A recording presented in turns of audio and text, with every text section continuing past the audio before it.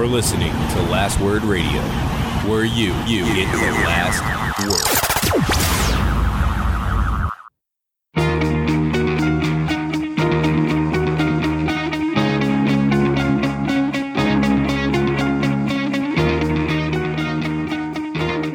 Welcome to the Fourth Line Podcast, part of the Alberta Podcast Network, powered by ATV. This is October the 7th, 2019. With you today is myself, Carl, and Stevie Nick.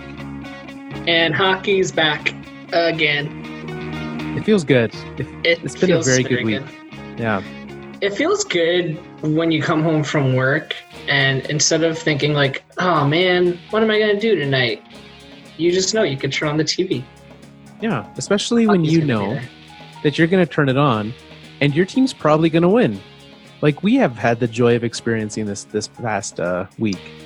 It's convinced me that the Red Wings are Stanley Cup contenders. I mean, at this point, how many Hart trophies is Anthony Mantha going to win is the real question. End the season now and he'll win them all. Yeah. Yeah. Pretty crazy start. This season, next season, we all expected him and Austin Matthews to be tied for the lead league in goals, I think. Did we not?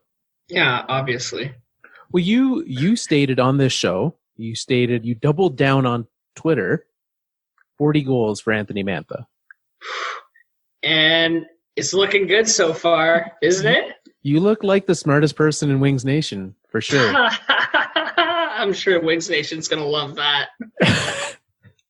It's pretty good to see the, to hear you talking about, I know we talked, was it last week? We were talking about kind of what has Wings fans so excited about him.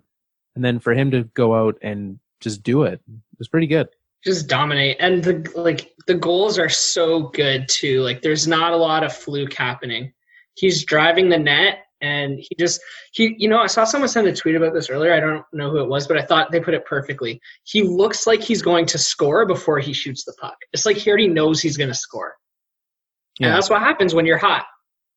Red hot, I know. Well, likewise, on the flip side, I've got a slightly less hot version in Mikko Rantanen, proving training camp overrated.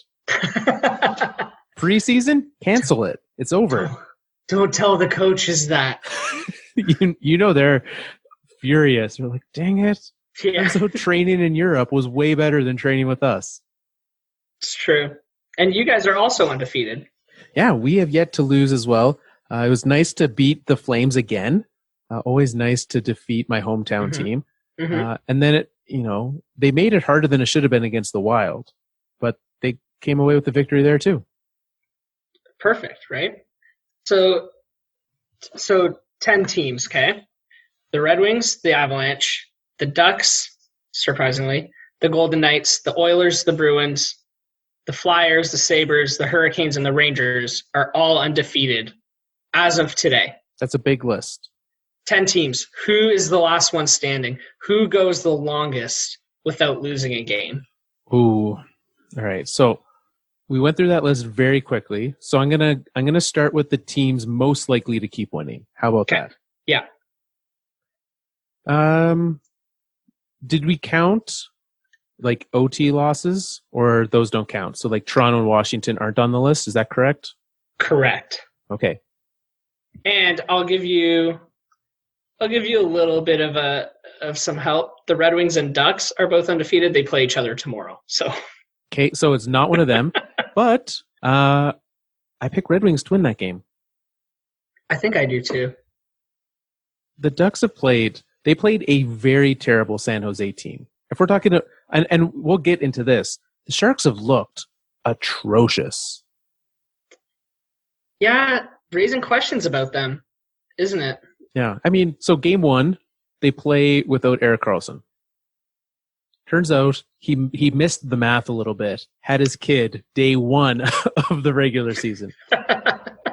You know what? Nothing you can do about that, right? No. And congratulations to the Karlssons on that. But then, Martin Jones has not looked good. The team in front of him has looked like they're missing some of that depth that disappeared in the offseason. And I don't think I gave them enough credit for what they bring. Yeah, I always thought they were going to miss Pavelski more than everybody thought. But I mean, at this point, Vegas just has their number, right? I mean, unless you're talking playoffs, but yes. Yeah, I mean, that playoff game was crazy, though. It was. Like, who could have predicted that? So let's go back to the previous topic. So we got Vegas 2-0. They beat the Sharks twice. Yeah. I would expect them to not be able to continue as much. Carolina 3-0, beating Tampa. Mm-hmm. Beating who are the other teams they played? They beat Washington in overtime, or was that one in overtime too? Was it not a shootout? Yep, I could be that wrong. one was. Yep. And then I forget the third team they beat. So three in a row is pretty good. If I'm going with what I said originally, teams that aren't going to. So Anaheim, I'll take them off the list. Edmonton, I'll take them off the list. It's only a matter of time. Yeah. More undefeated teams that play each other. Vegas, Boston also play tomorrow. Okay. So one of them's not going to be undefeated anymore. Yeah. Who do you have off of that list? I think I'm taking Boston off of that list.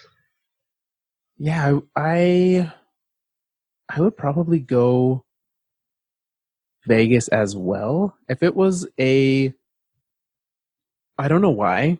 Usually I don't care about this, but for some reason, like it being in Boston would be a very big deal for me because the Avalanche usually go on a pretty lengthy early season East Coast road trip.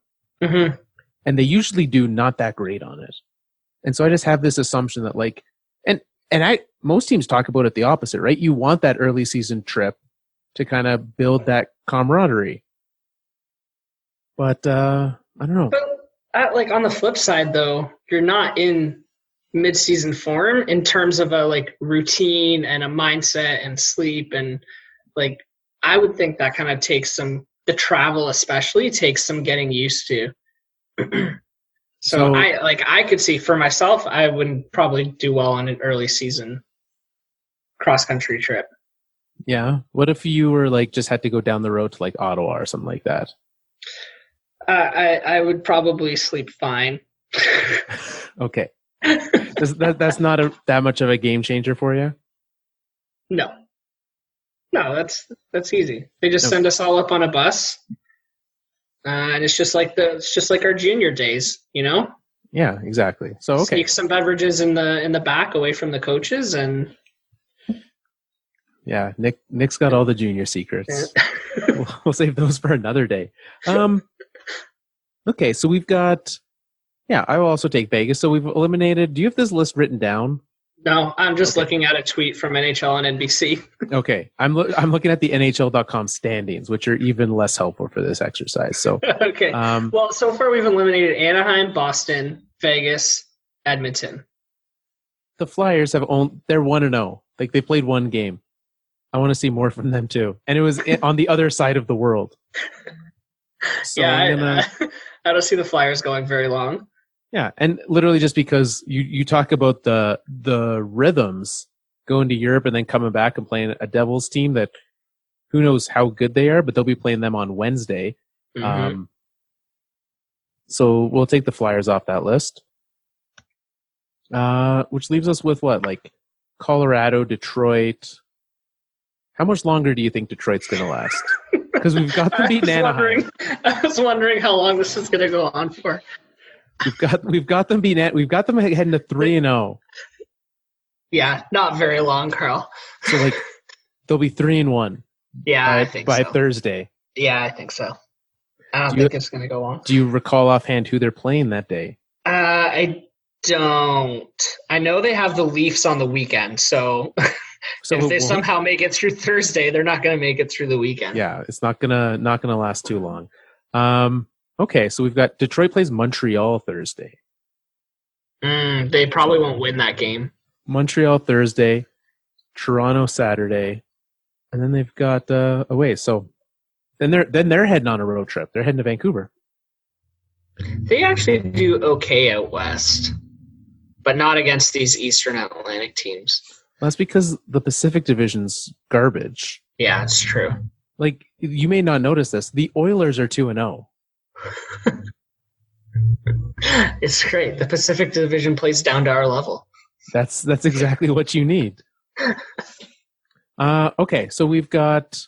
That leaves 4. That leaves us with Carolina. Yep. Buffalo. Yep. Colorado.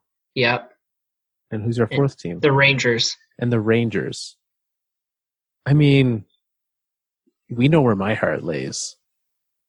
Convince me why it's not going to be Colorado as the last undefeated team. Do you truly believe it's Colorado, or are you fanboying right now?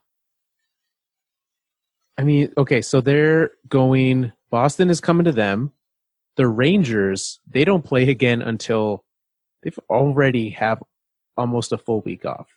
They do have a full week off. They go from, geez, way to go, schedule makers. Remember earlier in the year when we were talking about how cute it was that one couple just did it all? Yeah. Turns out they need to fix it. Because the Rangers literally go from the 5th to the 7th without playing. That's not a good idea. They just completely forgot about a single team. Yeah, and they're not even going on the road. They're just hanging out in New York. So the Rangers might last the longest simply because they never play hockey anymore. I think that'll be our ruling here, because Carolina's playing Florida. Yeah. And Florida put up a pretty good fight against Tampa, right? Won that game. Yeah. Carolina absolutely. also beat Tampa 4-3. So I would call that one a draw. So that'll be a tight one. Yeah. And then they've got the Islanders on Friday. And then Islanders on Friday. To make this even easier, Buffalo's currently losing 2-0 to St. Louis. So we can just take them off. They're losing tonight. Yeah, I can see that. Okay, so they're not making it past the time this episode comes out being undefeated. Yeah. Okay, well, so that leaves us the Rangers, who don't play till next Saturday, Colorado, and Carolina. So, this is getting tough. Here's how I look at it. And I know... Oh, no. Okay, here's how I look at it. The Rangers, lots of new additions this year, lots of new young talent, haven't proven anything to me outside of 2 games. Right? Yeah. We saw the Ducks, the terrible Ducks, who are less terrible than we thought they would be, have won 2 games. Yeah. The Oilers, who are 2-0, also gave up 5 goals to the Kings. Not a good look. I mean, if you're just going to score all the goals, sure, that's one way to do it. Not advised, though. I love hockey. As soon as we put the Rangers in, they're not going to win, or the Sabres in, they're not going to win territory, they would go ahead and score. So they're listening. Well, look, even if they win tonight, they've got the Habs on Wednesday, and I don't think they'll win that game. Also, I said they're playing the Blues. They're playing the Blue Jackets. Jackets, yeah. I was going to correct you. Don't worry. It's fine. Yeah, thank you. I know you had my back. So the Rangers, there's a lot of questions there, right? They've obviously gelled well to start the season. They're looking good. Carolina and Colorado, to me, if I try to look at it objectively, these are 2 teams that both were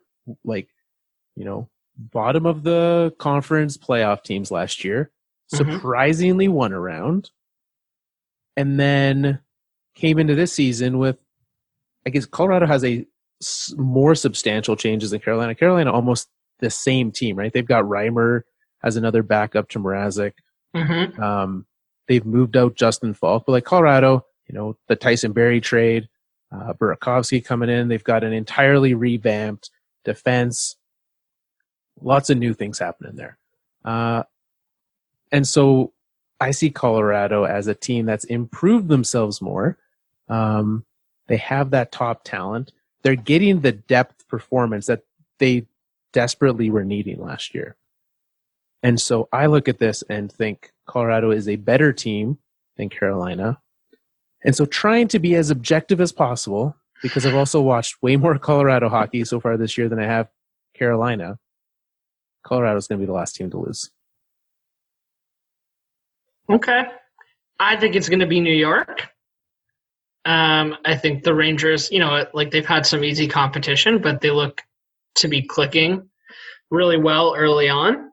And I think those early season hot streaks last a little longer than 2 games, at least with, when it comes to player chemistry like that. So, and they have the nice little break so early in the season.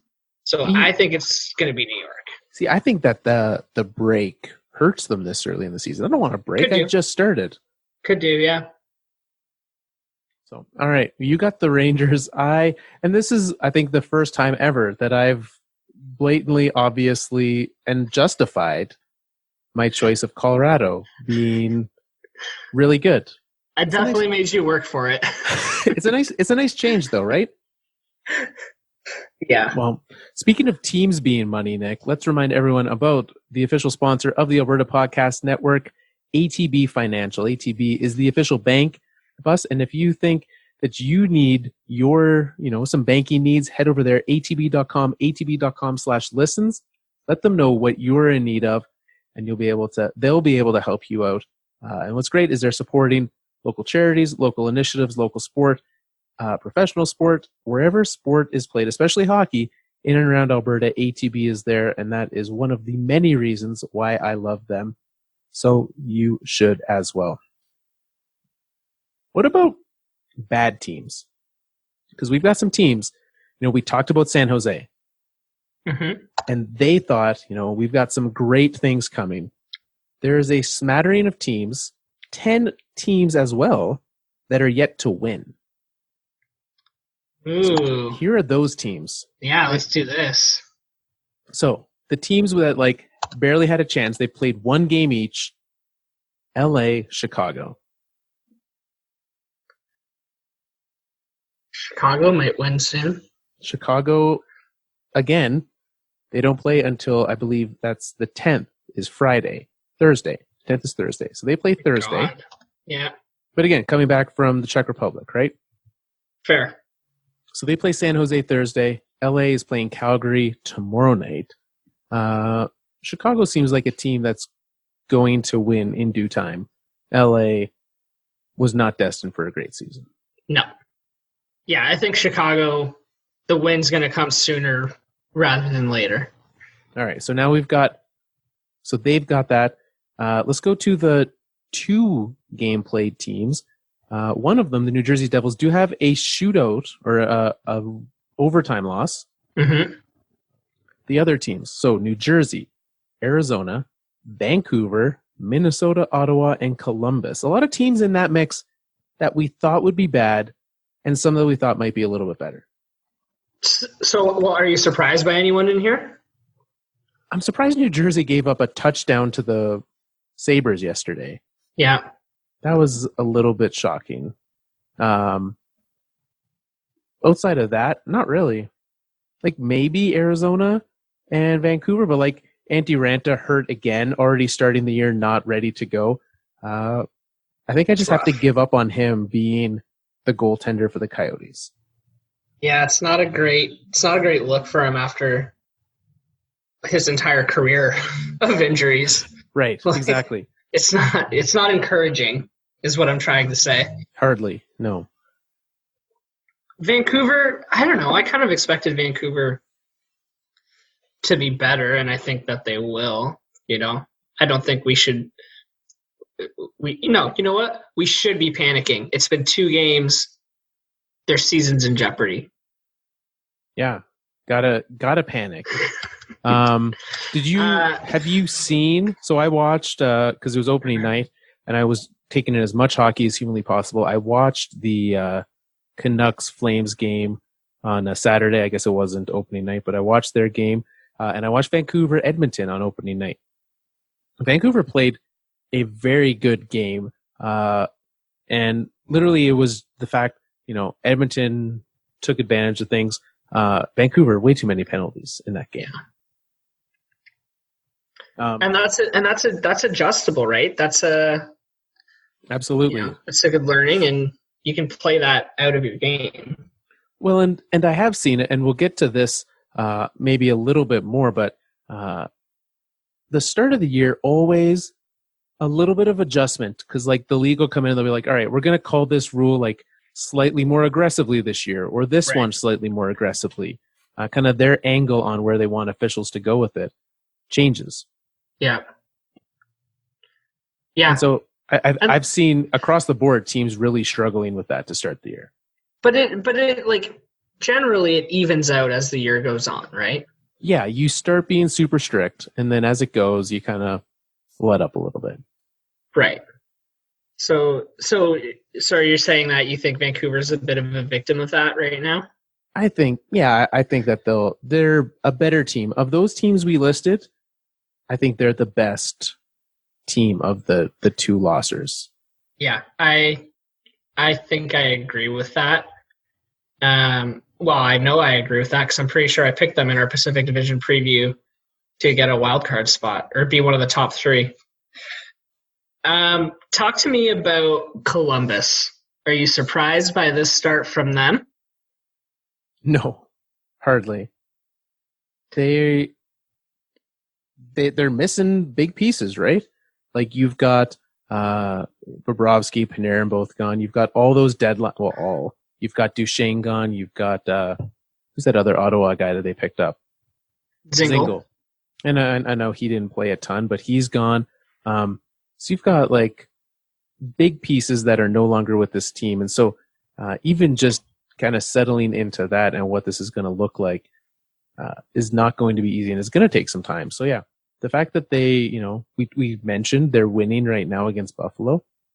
Mm-hmm. It's going to take some time for that team to be able to sort it out, to settle into it. For the goaltending to really be able to kind of get their footing and find out who is going to be getting the time and adjust to that role of number one when Bobrovsky had so much of it before. And that's if their goaltending can figure that out, right? Like, I'm not convinced they have a starting goalie. Well, I think that's part of it, right? Like, they need to find out this year who is going to be their goalie of the future, who's going to be their goalie this year. Because right now, Korpisalo and Merzlikins. Did I get that? I don't know. Yeah. Your guess is as good as mine. Yeah. Neither of them have put up good performances. So I think it's definitely a big question mark. I don't have an answer. I don't have great trust in either of them being the guy going forward. Do you want to play Where is Merzlikins from? I know this one. Oh, you do? Yeah, I do. He's Latvian. He's Latvian. Yeah. Merzlikins. His first name's Elvis, though, so that's cool. Yeah, I didn't. You know what? I wouldn't have guessed Elvis as Latvian. So I acted like I knew what I was talking about, but it would have fallen apart real quickly if you had fed me with Elvis. Elvis, yeah. So this Columbus, this 0-2 Columbus team is what we should expect from them this year. Not like they're going to go 0-82, but can you imagine? Like that would be something else. I would love nothing more than to have a team that I care nothing about have a very long losing streak so that every week we can talk about, like, is this it? Do they win this game? And then we look at her, it's like, no, they aren't going to beat Ottawa because Ottawa's, some juggernaut compared to them. So that would bring me great joy. So didn't it happen like last year or the year before where Columbus went on like a 12-game winning streak or something? Yeah. Well, in Buffalo last year had 10. Yeah. I want the opposite, though. I want just a streak of ineptitude. I don't want a winning streak. I want to be able to look at them and say, hey, how bad are they? And we'll find out. Yeah. So there's two more teams left on this list who haven't won. Two more teams. They both have 3 losses on their hands. Not Columbus. We already talked about them. And two teams I think we both expected to be in the playoffs. Not I think. I know. Yep. Dallas and San Jose. Yep. So we'll just take them out of the playoffs then? Is that what we're doing? I mean, I don't know how you can go 0-3 and come back and make the playoffs. It's unfathomable. No one's ever done it before. Unfathomable. That's right. No, I think Dallas is a playoff team still. Yeah, I would agree. They've played the mighty Detroit Red Wings. It's not their fault that they lost. That's right. Actually, the Red Wings didn't beat them. Anthony Mantha beat them. It's true. By the way, shout out to NHL.com. I literally just went to the stats page on NHL.com, and a random ad, which in no way was visible to me, was playing music. So thank you for that. Thank you very much for that joy that you've given me. That's wonderful. Yeah, this is why no one goes to your site. This is why I immediately shut it down and just opened up Hockey Reference. Yeah, I don't know why anyone thinks that autoplay is a good idea. Just terrible. Well, so Dallas, still a playoff team. Yep. San Jose? Yeah, I think they're probably still a playoff team. I think so. They have not looked good, though. They will have some figuring out to do moving forward. What about players? Right, we've got some very good players. I guess scoring goals and hurt. So here's what we're going to do. We're going to start with points or, abilities, some fun facts. And so I want you to say buy it or sell it on these guys. Okay. So we already talked about Anthony Mantha. Austin Matthews, I don't think we need to do buy or sell on him being good, especially the first game of the season. We know he's going to score a ton of goals the first game of the year. So, sorry, can I clarify? When you say buy, it means like this guy's for real and this is going to be who he is this season? Yeah, or like maybe not like, the pace that he's on. Like, I don't think we believe that Austin Matthews is going to be on a 120 goal pace, but he's good, right? You believe he's at the top. Okay, I'm with you. Okay, and sell, obviously, the opposite. Yeah. Mike Hoffman, 4 goals. I mean, I'd buy him on his goal scoring. Mika Zibanejad. Oh, Sell. Okay. Sell, yeah. So 4 goals for him, leading the league in points with 8. Yeah, I think he's off to a hot start with his line. Absolutely. Which is great, but I don't think that'll be forever. Rupe Hintz. Sell. I would not this much, but I would buy it a little bit. I picked him up in as many fantasy leagues as humanly possible this week. Really? Yeah. Interesting. I saw hints of this in the past that made me think Rupe could have a big season. All right. Well, we'll be monitoring him closely. Let's go on the flip side. The assists column. Okay. And total points. Leon Draisaitl, 3rd in the league in points. Yeah, I'd buy that. So this is the only reason that I bring it up. Obviously, he had 100 points. He's done this in the past, but no longer on McDavid's wing. And yeah, but I know that McDavid is a huge part of his point totals, but I still think he's a very, very good player on his own. I did not. And I'm still a little torn because there's some amount, but James Neal on that first line, which, look, we knew James Neal was going to have a good year. We knew that he could do things on Connor McDavid's wing that Milan Lucic never could. Speaking of which, Milan Lucic does lead in one category, penalty minutes already. Shocking. He's already gotten the old instigator. So yeah, I'll buy him on penalty minutes. All right, what else do we got here? You want to do plus minus while we're at it? Sure. Who's leading the league in plus minus right now? Zibanejad, followed by Dylan Larkin and Tyler Bertuzzi, who each have 5. Plus 5 players. Wow. Yeah, I think I will sell all of that. Good call. I guess if we're sticking with the kind of fun with numbers and small sample sizes, Mike Hoffman, 66.7 shooting percentage.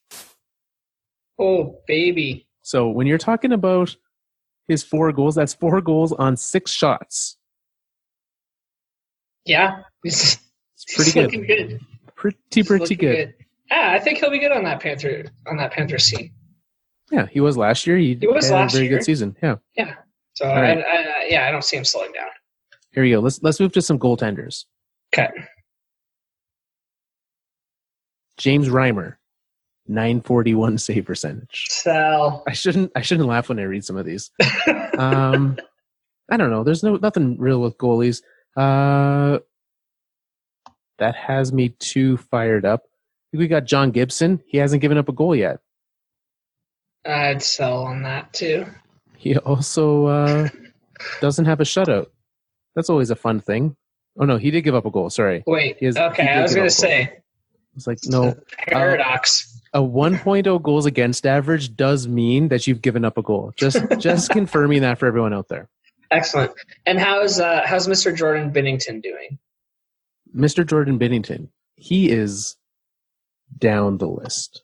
He's clocking in at he's middle of the pack, a 921 save percentage thus far. Which I find, how do you feel about early in the year? Do you think that it's a time of shooters or goaltenders to peak? I know that like there's an actual number out there on this, but what are your thoughts? Is there an actual number?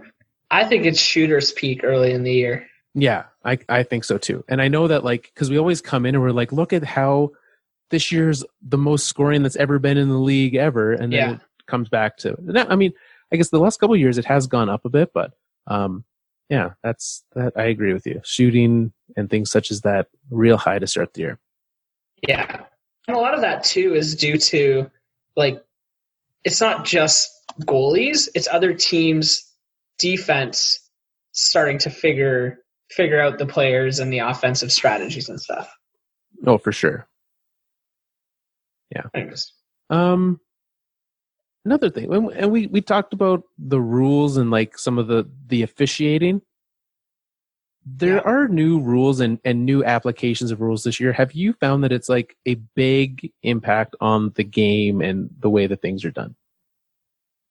You know what? I personally haven't, just because I haven't had a chance to watch too much hockey that closely. So I haven't really noticed, but have you? Slightly. It does. I have really appreciated how much less we're getting challenges. Yeah. Because now that comes with the penalty if you're wrong, right? Yep. Absolutely. And that's a very nice thing to see. So when you have someone like immediately challenge you, oh, here we go. He knows something we don't. And so that's good to see, to be able to have that. The picking of sides after the icing. I like that rule. I do.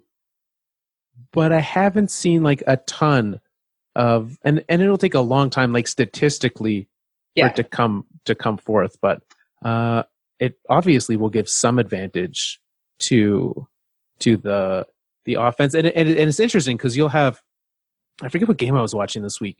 Team iced the puck. Mm-hmm. They then won the face-off. The team that had iced it, so the defensive team won the face-off, iced it again, and we saw the opposing team then switch sides and switch face-off men for the next one. Because they were like, well, sample size of 1, he's trash. Let's not let him take the draw again. And so they switched from the left dot to the right dot and switched out the guy who was taking it.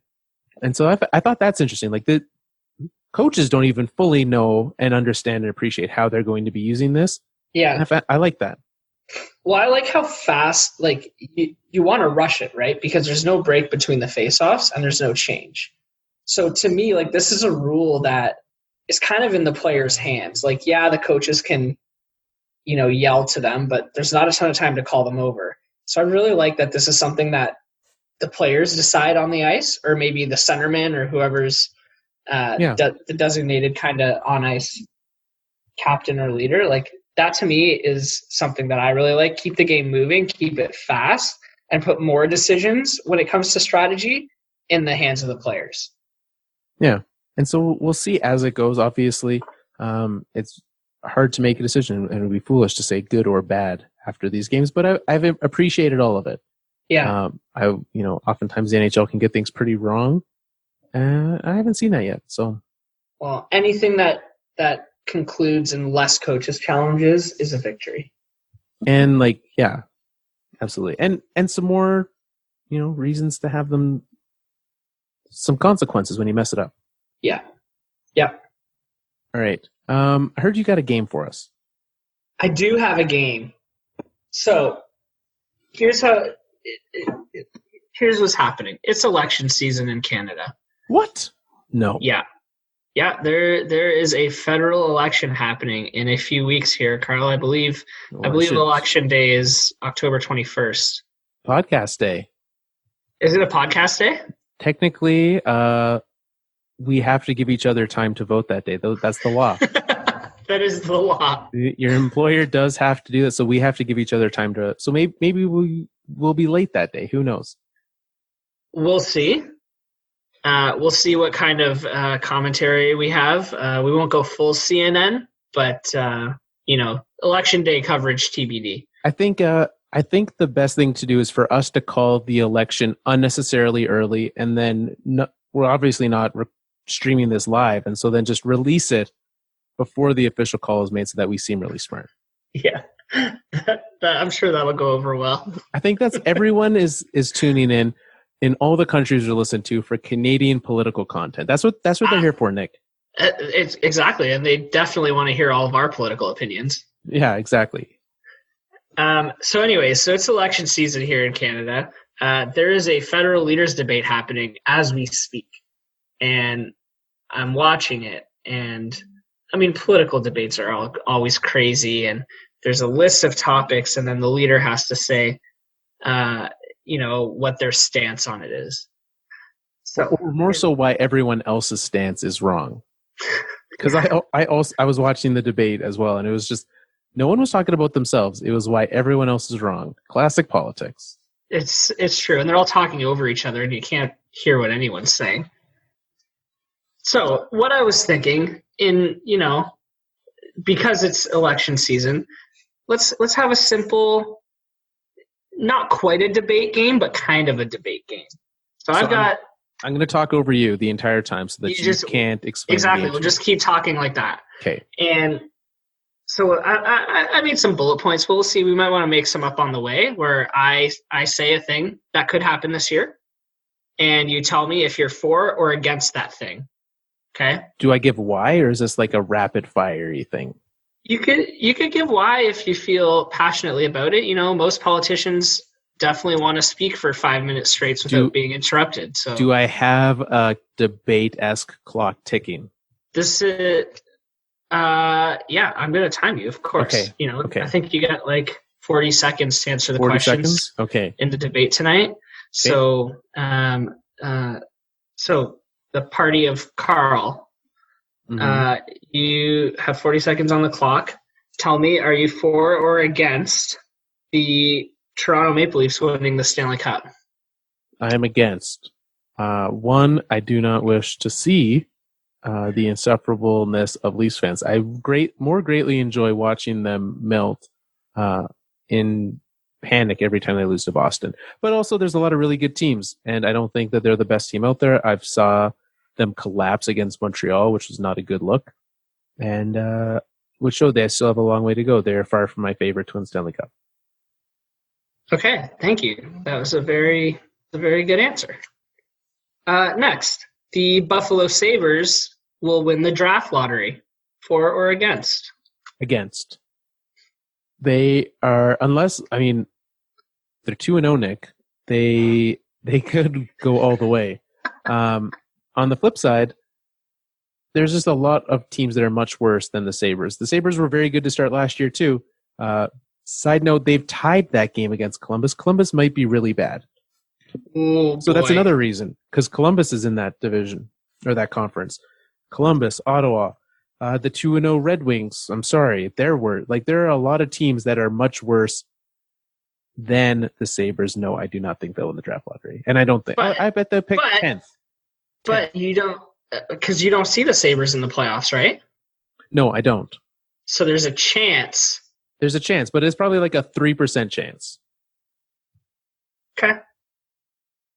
Well, that concludes your time on that topic. How about this one? Drew Doughty wins the Norris Trophy. Come on now.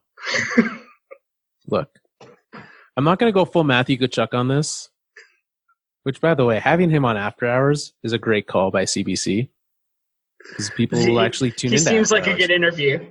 Yeah. So when they ask him, how does it feel to respect Norris Trophy winner and Stanley Cup champion? And he just talks about Gio the entire time. Good on him. This is not about Drew Doughty, though. So, no, there's a lot more better defensemen, even in that conference. As bad as San Jose's looked, there are multiple defensemen on that team that I would pick over Drew Doughty to win the Norris. And that's not to speak of the rest of the league. Drew Doughty will only have a chance of winning the Norris because the rest of that team is going to look so bad that he will look otherworldly with them out there. Okay. All right. Fair enough. I'm not here to argue with you. I'm just asking the question. I really wanted something to be for. I don't want to just be against. Do you have something I can be for, Nick? Taylor Hall's traded at the trade deadline. I can be for that. Absolutely. Yeah. I mean, I guess, right? Well, and the only reason I think that would get in his way is if he's hurt.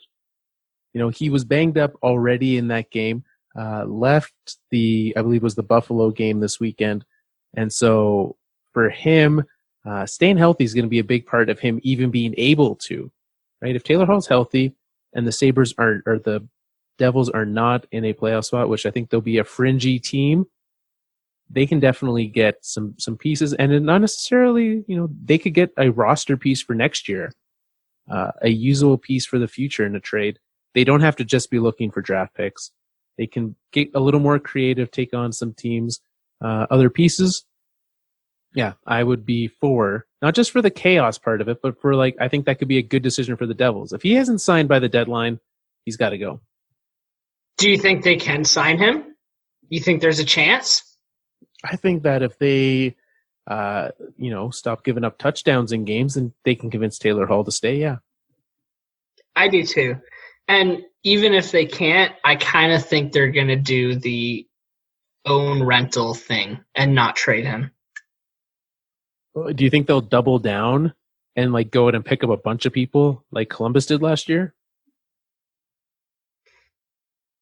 I mean, could be, yeah. And why not? They're in a good spot roster-wise. They don't really need a bunch of high draft picks. They don't, no. So, yeah, why not double down, trade off some of your high picks over the next 2 years, bring in some guys to see if you can make a push this year. Because even if they walk at the end of the year, you're in good shape still. You could, yeah. And depending on the price of them. And we actually... some breaking news, Nick. Oh. We know a little bit about the value of some pieces in trades right now. The New York Rangers have acquired from the Ottawa Senators a 4th-round draft pick and someone named Nick. So you know which side of this trade you're in favor of. Yeah. Nick Ebert for Vladislav Namestnikov. So it's official. It is official. Rangers also retaining salary on this because obviously we know Ottawa apparently needs to. I guess this is just a money saving. This is Eugene Melnyk being cheap, is what this is. Mm-hmm. No reason for them to have to retain salary, but they are. So he's off to Ottawa. His final year of this deal, a UFA afterwards. Confusing why Ottawa would do this. Yeah, I mean, they can certainly fit him onto their roster. I don't think they'll have an issue, finding out where they can slide actual NHL talent on. Yeah. So they'll find a spot for him. But like he's a 20 goal scorer, 50 points ish. So like, I don't know. It's not like, does he make their team better? Yeah, I guess. But he doesn't, it's not like he elevates them to the next level, I don't think. No, and I don't, and what, like, it would take a big talent to do that. Granted, they didn't give up much, right? Like, yeah. 4th round pick, sure. To be honest, I know literally nothing about Nick Ebert. I've never even heard that name before, other than my own name. It could be a fake name, and I would have no idea. It could be a fake name. Yeah, I mean, the other question, you said he's the last year of his contract, right? Namestnikov? Yeah, and he's a UFA after this year. So why? Like, from Ottawa's perspective? That's like, you're giving up a 4th round pick, which again, nothing, but it's something, right? That's a prospect you aren't going to get. And it's also a 4th round pick next year. So it's not even this season. So it's sure, whatever. But it doesn't make a ton of sense why they would even bother doing this unless there's reason that they believe that they can re-sign him. Or they want to re-sign him. If this is something that's a guy that they want long-term on their team, that's the only reason I think you do this. Yeah, but now you got to convince him to stay. It's true. Well, you can show you'd be like, hey, look how much money we gave Thomas Chabot. When we didn't have to. Right. We've got Ryan Callahan coming off the books here. We're going to stop paying Alex Burrows money here real quick. So we can make this happen. Yeah, okay, good luck, Ottawa. I don't know. It's a weird trade to me. I don't get it from their perspective. No, and yeah, I don't get it either. And I get it from the Rangers' perspective. They cleared out some money, which they were in need of doing. There was talks for a long time that he would maybe be no longer with the team, and now they have. So, here's a fun fact for you. Okay. Here's a question. I'm gonna pull up the actual salary numbers here. How many more years do you think the New York Rangers are paying Brad Richards? They're still paying Brad Richards? They are paying him for how many more seasons? They are paying him this year, so including this season, how many more is there? Oh, God. Did they buy him out? They did. They bought him out, and it must have been like 3 or 4 years ago. I don't know. It was 5 years ago they bought him out. 5 years ago. So let's say, and I have no idea, but I'm going to guess they had like 3 or 4 years left. So let's say 6 years. They have 7 years. They will be paying Brad Richards until 2026. Oh my God. So it's a compliance buy. So there's no cap hit for them. But Brad Richards getting a paycheck from the Rangers for $1 million a year to not play hockey. That's so crazy to me. Do you think they get this money lump sum when they're bought out, or do you think it's like still deposited bi-weekly? No, like regular job. I would assume it's a good question. I know like it comes out annually because the buyout, like it literally says in like 2016-17 he got $5 million, and every other year was $1 million. So like there's a number. So it's not lump sum at buyout time, but I don't know if they would get it at like, the same day just on payroll as bonuses, or if, is this heading into escrow for him? Like that's an interesting question. I don't know. And also like, if you're paying him bi-weekly, can you not just be like, okay, we're paying you. Can you come like, I don't know, file these expenses or something? Yeah. We need someone still paying you. We need someone to go wash Henrik Lundqvist's car. Can you do that for $1 million? Can that be your job? Yeah. Sadly, I don't think it works that way. Otherwise, no, I don't think so. Although I'm sure definitely.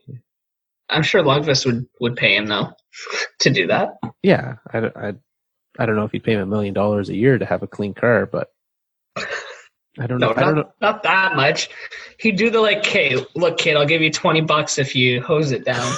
he completely forgets and ignores the fact that he once played with this person. It's like, oh, hey, you whippersnapper.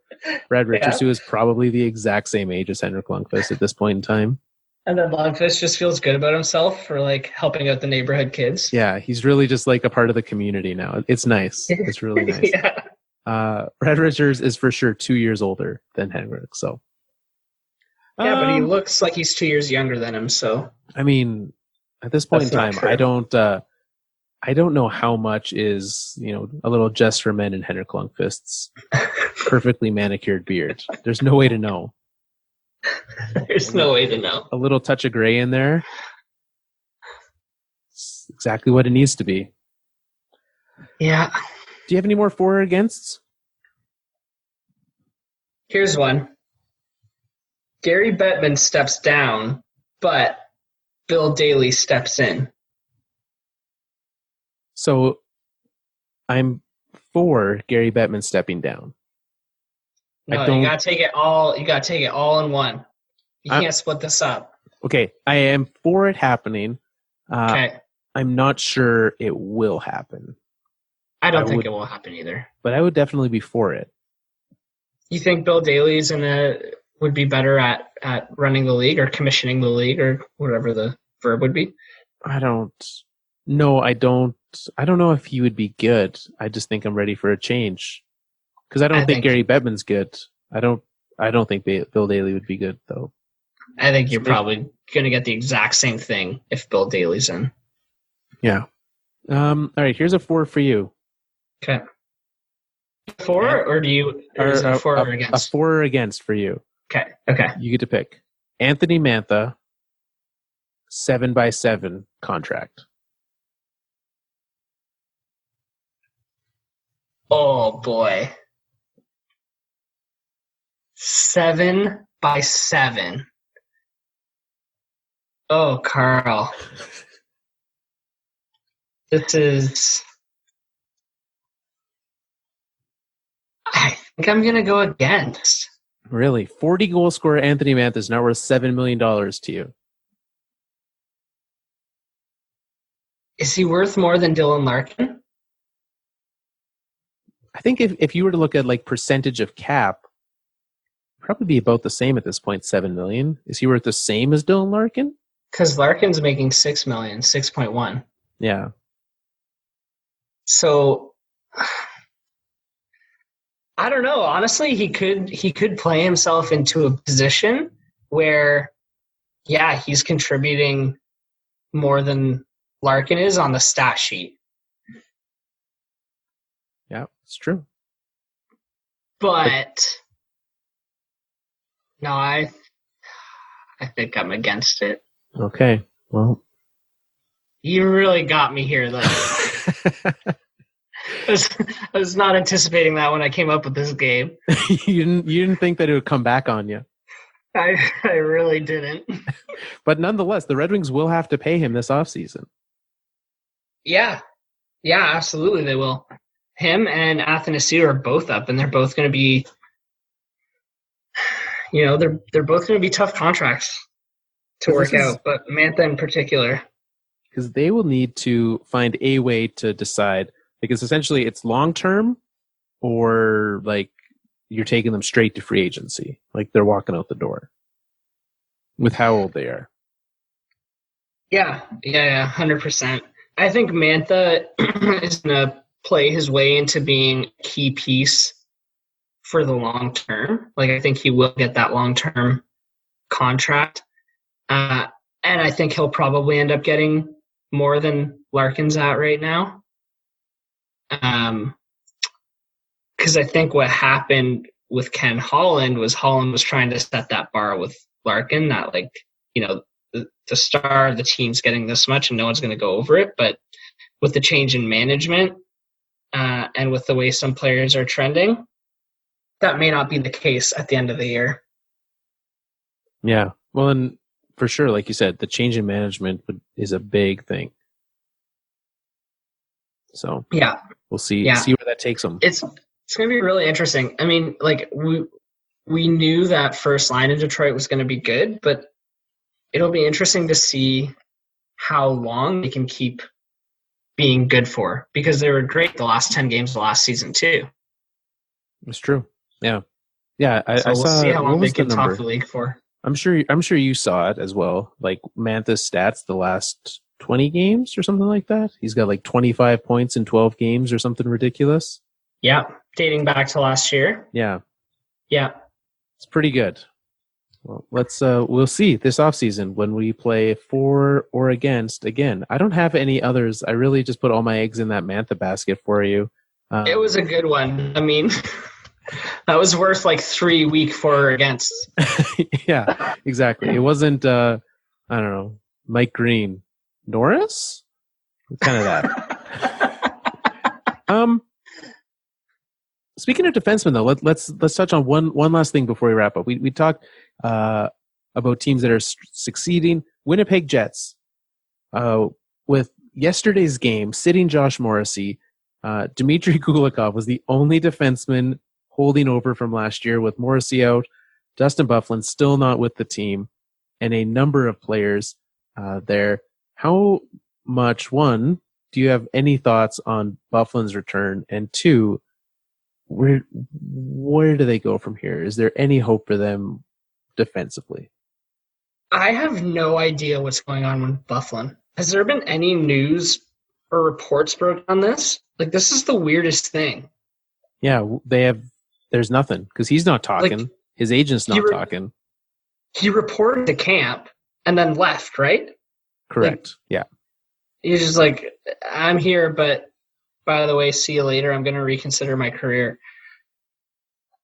Yeah. It's the weirdest thing. I can't fathom what this could be about, but the more time that passes and the more games that go on, the less confident I am that he's going to make a return.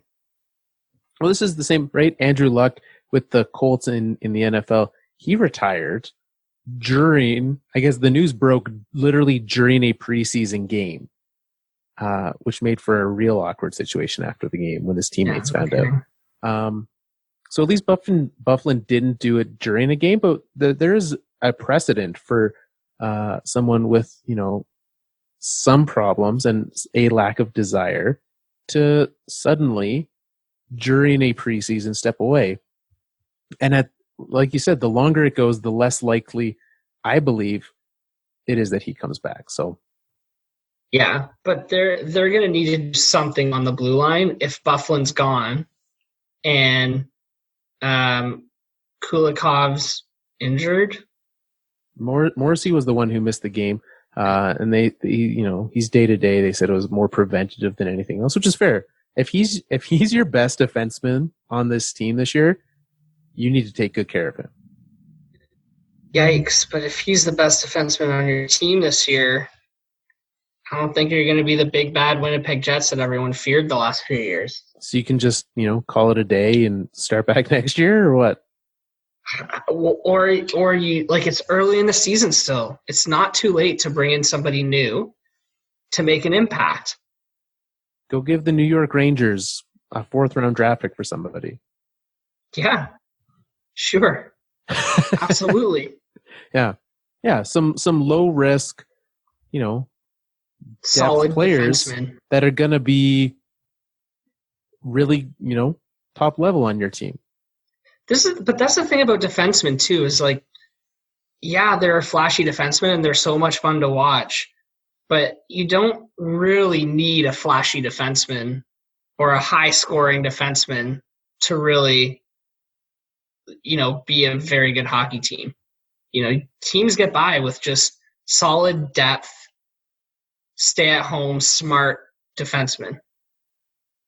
Yeah.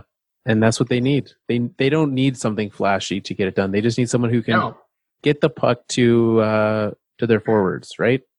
Shut down what happens in front of the net and then break the puck out. Yeah. And then let nothing fancy in that. And Line A and Wheeler do all the heavy scoring. Exactly. Yeah. Well, there you go. That has been for or against our debate-inspired episode. It's well, let's see. We got this is our first full week. Should we do it in French now? Yes, we should. I was, and I won't mention any names, but I was informed this week while I was helping some people in learning French. I was informed, you don't know French. You literally only know 3 sentences. And I'd already proven my skills in 2 sentences, so I wasn't sure what the third one was going to be. But so I think, if you want to see my French skills in this for and against, I could je m'appelle Carl all day. Maybe another time. Okay, comment ça va? Oh, oui, Carl, ça va bien. Oh, very nice. See, there you go. 2 out of 3. The percentage that I've shared of my French sentences is the exact same as Mika Zibanejad's shooting percentage. So hey, we're up there. I like it. So big games this week. Our high sticking has been a hit, Nick. The points and the ways that they're handed out. Way more points handed out than we had last year, which is good. I like that. So we've got the leader in the clubhouse. I guess it's not even the clubhouse. Leader after week 1. Nate Kinsey, 13 points already for him. 13 points in 1 week. Yeah. Not even a full week. Not even a full week, which is like literally more points than was entirely possible for that many, right? Last year you could get 3 points. Was the most you could get, I think? Yeah, 3 points. 3 points, yeah. That's getting the scores and the winners right in all of them. So this what happens when you pick a guy who scores 5 goals. He picked Austin Matthews on his team and has done quite well for himself. So get your picks in for this week. It is never too late, which is another great part. You can always, I'll get it in, even if it's only 2 days. I've got my points, and it's going to be good. We're going to, maybe we'll crown a winner next week. What do you think? Keep this first one short? Hand out a puck? Yeah. I think so. So head to our Twitter at Fourth Line Podcast for that. The fourthlinepodcast.com, where you can find everything you need to know about the show. Some fantastic writing from our team of writers as well. Where to find us on iTunes, Spotify. If you're listening right now, you probably know where to find us. And, we'll be out there for you. You found us once. If you want to subscribe, if you want to give us a review, we love those. Big fan of those. Sure, except for the bad ones. I like positive, constructive criticism. But if you have some of that, just like DM us. Yeah, absolutely. Don't make that public. We've got a message from the Alberta Forest Products Association where they're going to tell you some of the great things that are happening in the Alberta forestry.